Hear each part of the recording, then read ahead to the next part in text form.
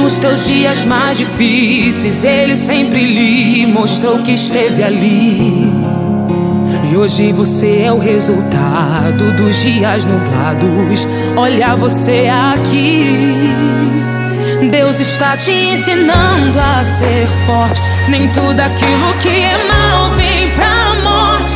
É pra você crescer, é pra você crescer. Deus está te ensinando a ser forte. Nem tudo aquilo que é mal vem pra